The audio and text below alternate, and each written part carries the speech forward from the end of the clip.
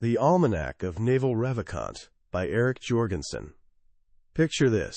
A scrawny kid, barely 9 years old, gets plucked from the chaos of New Delhi and dropped into a cramped apartment in Queens, New York. No friends. Zero confidence. His family? They're in classic immigrant survival mode. His dad was a pharmacist back in India, but here? He's restocking shelves at a hardware store because America doesn't care about his degree. It's rough. So where does this lonely kid find his tribe? Not at recess, that's for sure. He finds it between the dusty shelves of the local library. That becomes his hangout spot, his escape pod. His friends aren't other kids. They're books, ancient philosophers, scientists, inventors. They're all talking directly to him through those pages. He grows up broke. And honestly, pretty miserable. But here's the thing. He's got one secret weapon. His mom's love. No conditions. No strings attached. Years later, he'd put it simply, if you have nothing in your life, but you have at least one person that loves you unconditionally, it'll do wonders for your self-esteem. That kid, Naval Ravikant. Fast forward, and he becomes a Silicon Valley heavyweight co-founding angelist, getting in early on Uber and Twitter, building serious wealth. But here's why we're really here today. Lots of people get rich. Seriously, it happens every day. But finding someone who gets rich and stays happy? That's like finding a unicorn. Finding someone who can actually explain how they pulled off both in plain English? That's basically a mythical creature. Naval Ravikant is that rare breed. For over a decade, he's been dropping wisdom bombs on Twitter, podcasts, and interviews, totally free. Then this guy, Eric Jorgenson, comes along, collects all of it, organizes the chaos, and basically gifts it to the world in the Almanack of Naval Ravikant. This isn't your typical crush-it-in-business book. It's a roadmap for the two things that actually matter: building real wealth and learning to be genuinely happy.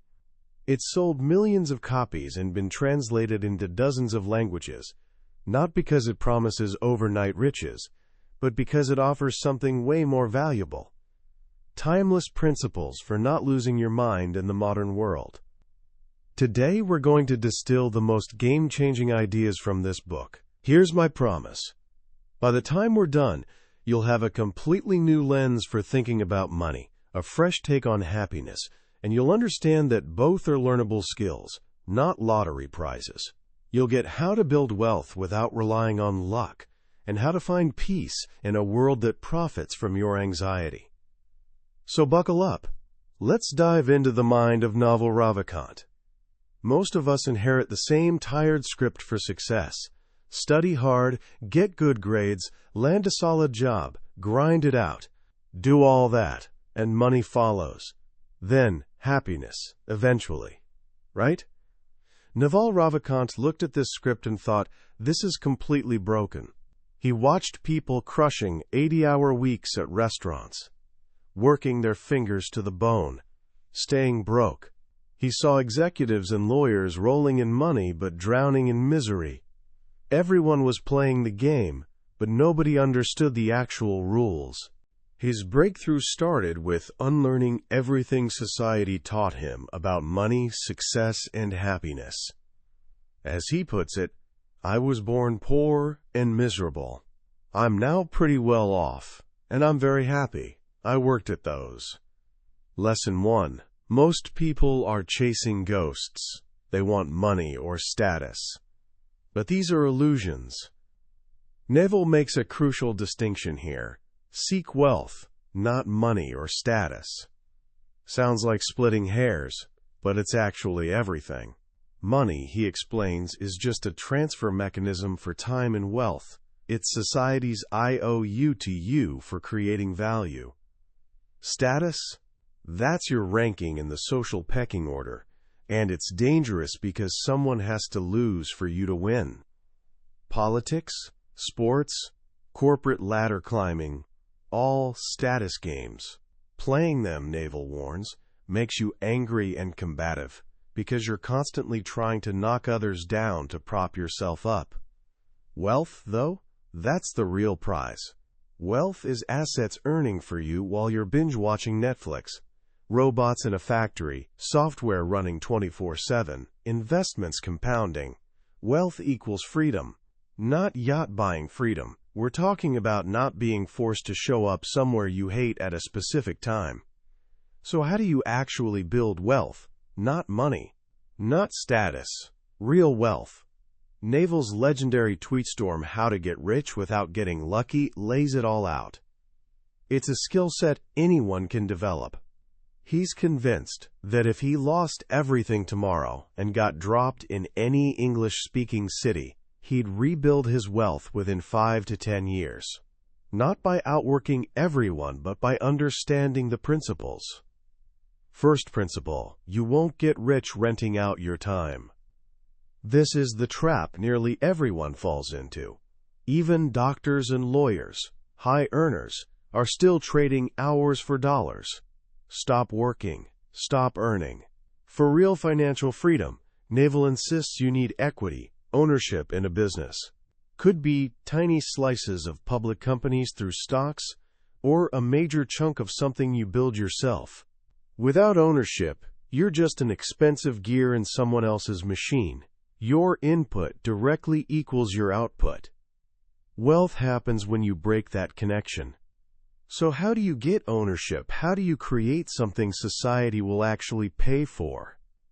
Naval's answer: you get rich by giving society what it wants, but doesn't yet know how to get, at scale. Think about it. Society always craves new things. Once upon a time, cars made Henry Ford wealthy.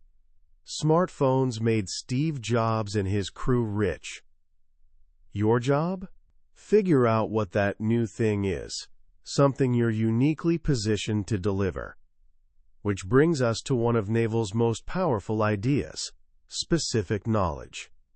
This isn't textbook stuff. If society can train anyone to do it, they can replace you. And if you're replaceable, you're not getting paid much. Specific knowledge comes from pursuing genuine curiosity and passion. It's what you were doing as a kid, almost effortlessly.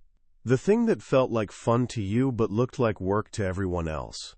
Maybe you were obsessed with video games. Boom, you've got intuitive game theory. Maybe you loved gossip. Hello, natural journalist, science fiction fanatic. You absorb complex ideas like a sponge. Naval loved reading and tinkering with tech. He could explain complicated things simply. His mom even told teenage Naval, "You're going into business," despite his dreams of becoming an astrophysicist. She spotted his specific knowledge before he did. The beauty of specific knowledge: it's authentically you, which leads to another core principle: escape competition through authenticity. When you're competing, you're copying. But humans are unique. Nobody can compete with you at being you. Could anyone create a better Calvin and Hobbes than Bill Watterson? Could anyone out Joe Rogan? Joe Rogan? Impossible. They're being themselves. When you build something that's an extension of who you are, you're operating in a space where you're literally the best in the world. But specific knowledge alone doesn't cut it. You need a multiplier. You need leverage. "Give me a lever long enough and a place to stand," said Archimedes, "and I will move the earth." Naval says modern fortunes require leverage. There are 3 main types. First, labor, having people work for you, oldest form of leverage, and today the messiest and least effective. Managing people is brutal. Second, capital money. This dominated the last century.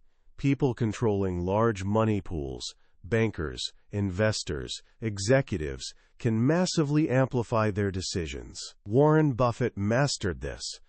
But the third type, this is the most interesting, most democratic, and has created the newest wave of fortunes: products with no marginal cost of replication.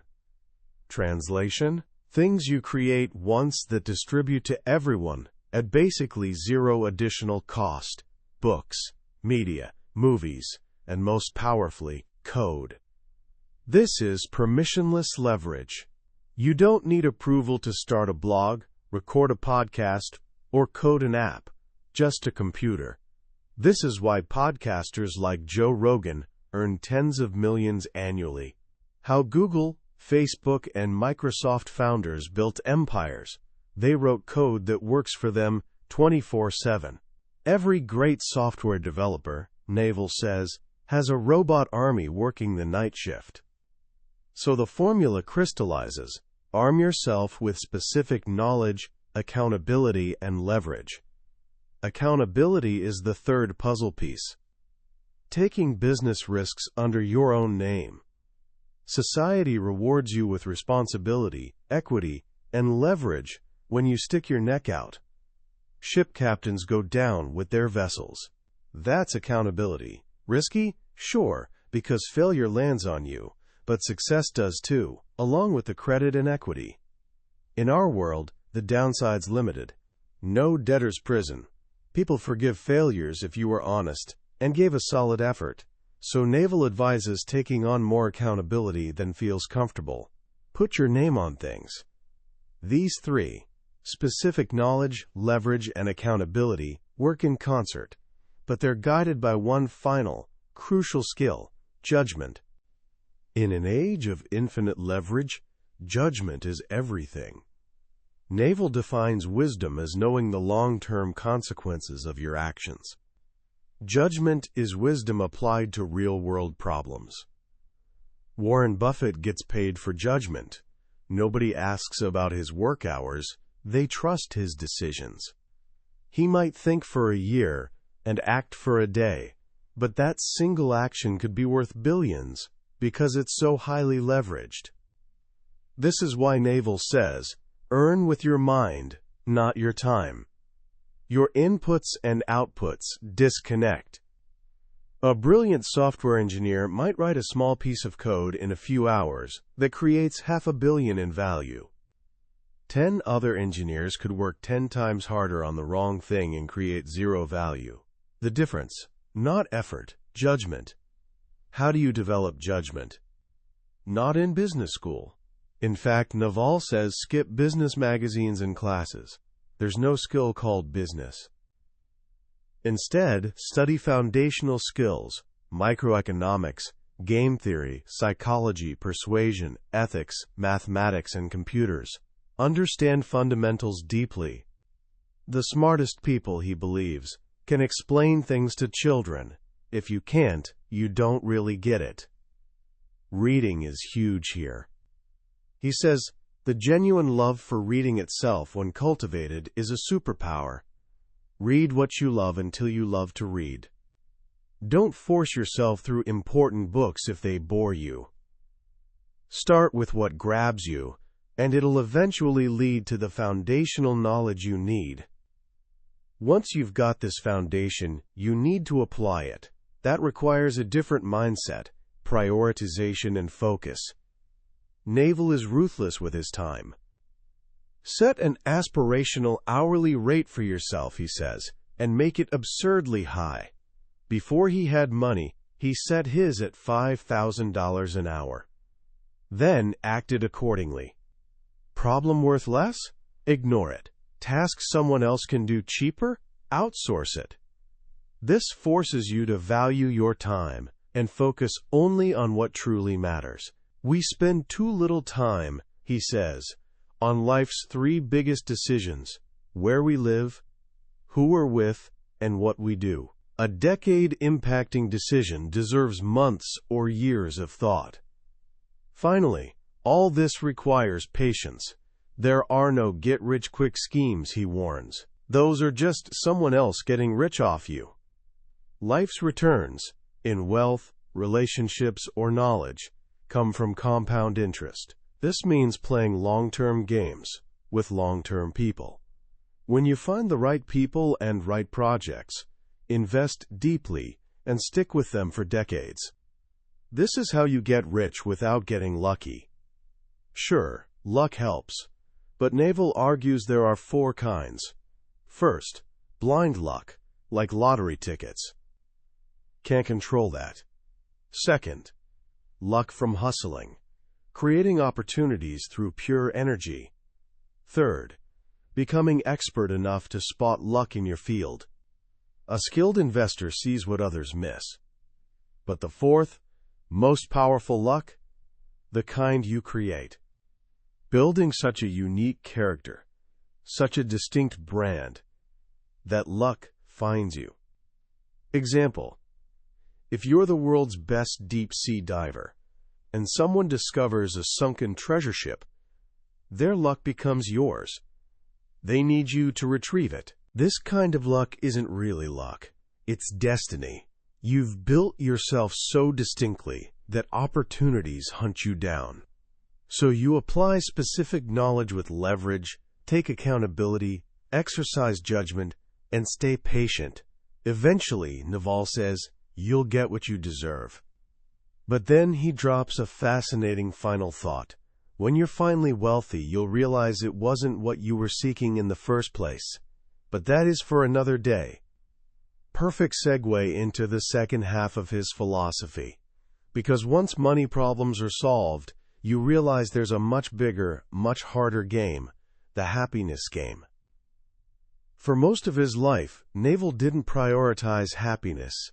Ask him 10 years ago to rate his happiness 1 to 10, he'd say 2 or 3. Driven, successful, often miserable. Today, he's a 9 out of 10, and money is only a tiny piece of that transformation. The rest came from a profound realization. Happiness isn't something you find, it's a skill you learn. Like fitness or nutrition, you can train yourself to be happy. This might be the book's most important idea. We spend so much energy trying to change external circumstances, convinced that promotion, car, or relationship will finally make us happy. Naval calls this the fundamental delusion. He tells a story about buying a new car. Intellectually, he knew it wouldn't change his life. He knew the moment it arrived, he'd stop caring. Yet he found himself addicted to the desire, hooked on the idea that this external thing would bring joy. Then it hit him. Desire is a contract you make with yourself to be unhappy until you get what you want. Sit with that. Every desire creates a deficit in your life. You're choosing unhappiness until you get it.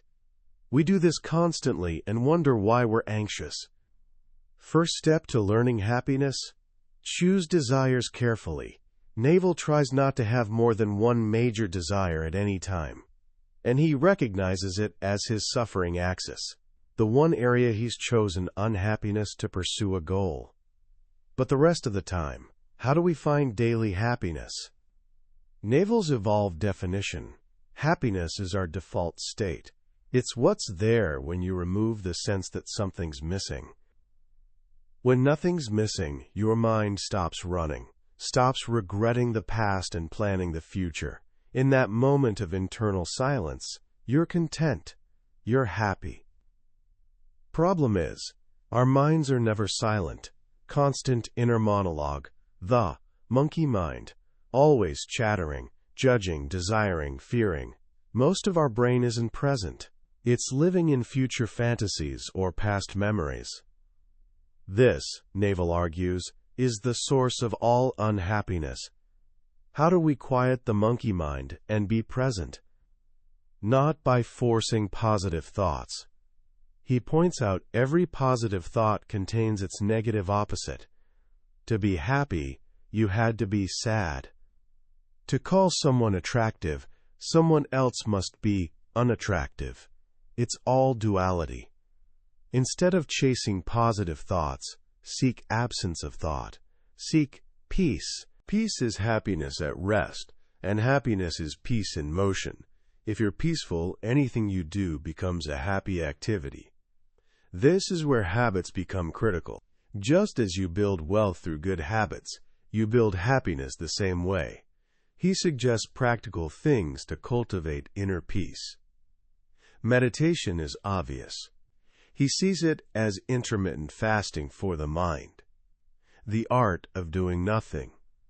Just sitting, closing your eyes, observing thoughts without judgment. The goal isn't stopping thought, but realizing how out of control your mind is.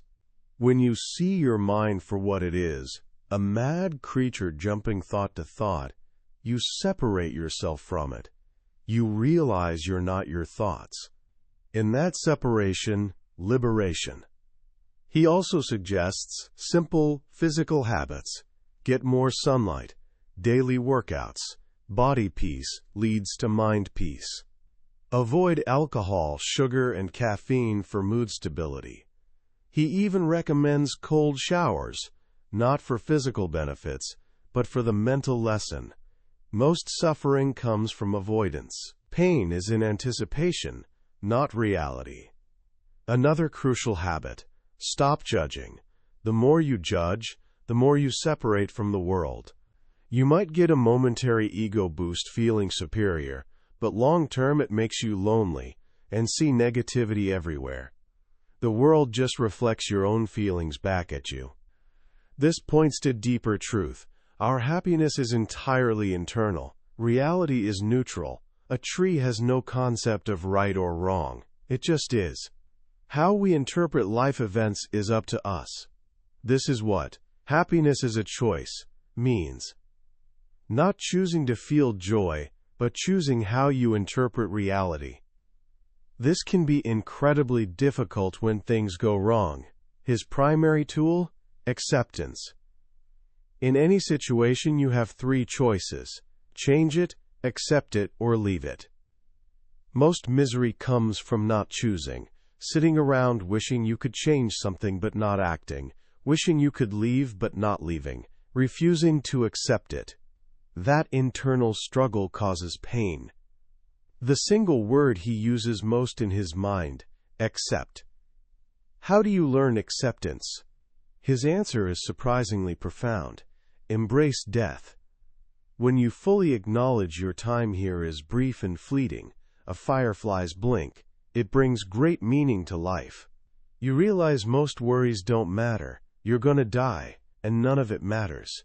Your legacy will be dust. Your civilization will be dust. This isn't pessimistic. It's liberating. If none of it matters ultimately, then life is just a game. And if it's a game, why not play joyfully? Why not interpret everything most positively? Every unhappy moment is wasted, precious, finite life. You're not doing anyone favors with your misery.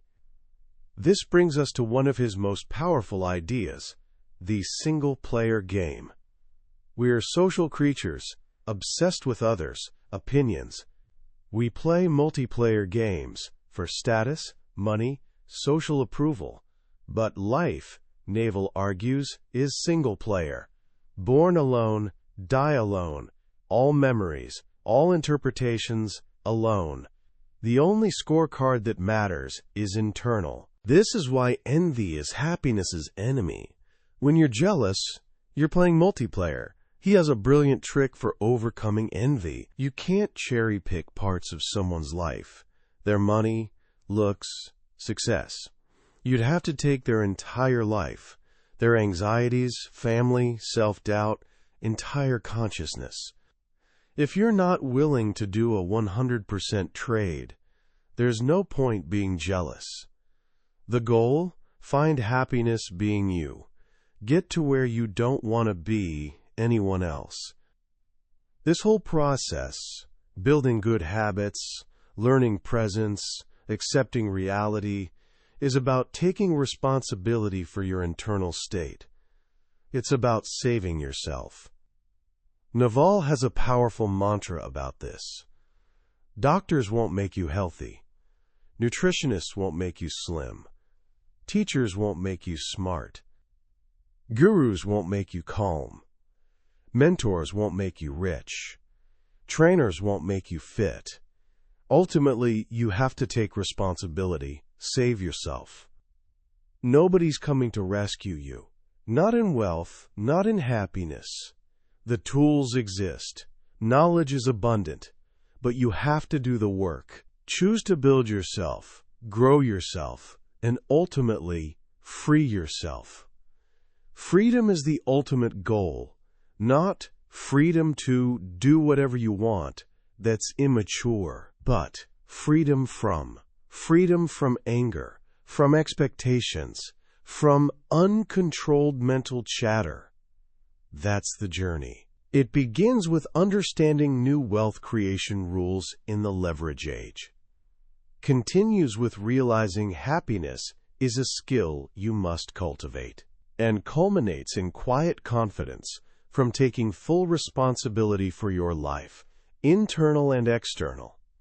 As he puts it, a calm mind, a fit body, and a house full of love. These things cannot be bought. They must be earned.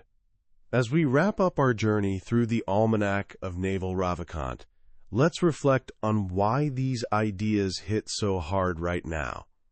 We live in unprecedented opportunity. The internet gave us leverage kings, and emperors couldn't imagine. Anyone with a laptop can create and distribute ideas to millions. Yet this same world overflows with anxiety, distraction, and confusion. We have more, but often feel like less. What makes Naval's philosophy so compelling is addressing both sides of this modern paradox. He provides a clear, actionable framework for navigating abundance to build wealth, while offering timeless, stoic guidance for cultivating internal peace amidst chaos. The most profound lesson for me, both wealth and happiness are skills.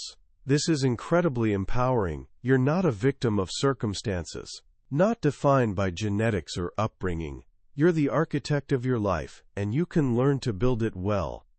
His ideas force radical ownership. The mantra, "Save yourself," is stark, but necessary. Nobody else is responsible for your success or peace of mind. All on you. While that sounds daunting, it's also the ultimate source of freedom. How can you start applying these lessons today?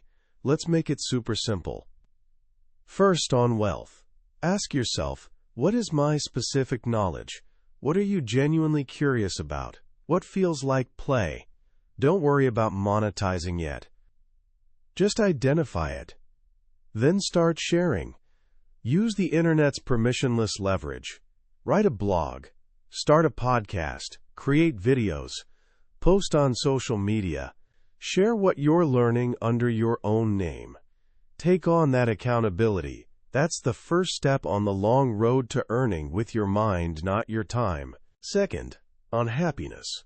Pick one habit. Just one. Don't try changing everything. Maybe 10 minutes of morning meditation. Maybe cutting sugar from your coffee. Maybe simply getting 10 minutes of daily sunlight. Choose one small, sustainable action, moving you toward inner peace, and commit. Remember, this is single player. The only person to impress is yourself. This book isn't about grand gestures. It's about small, consistent steps compounded over a lifetime.